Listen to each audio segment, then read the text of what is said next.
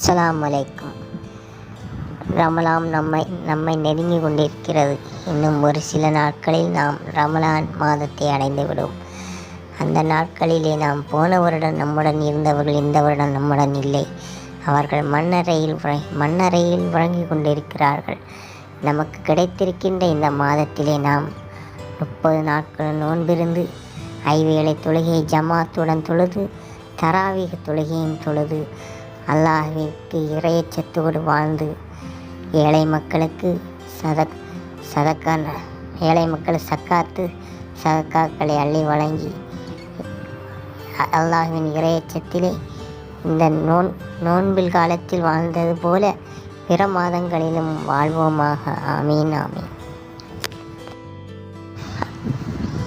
இனி அடுத்த வீடியோவில் பார்ப்போம். அஸ்ஸலாமு அலைக்கும். இந்த சேனலை சப்ஸ்கிரைப் செய்யுமாறு கேட்டுக்கொள்கிறோம்.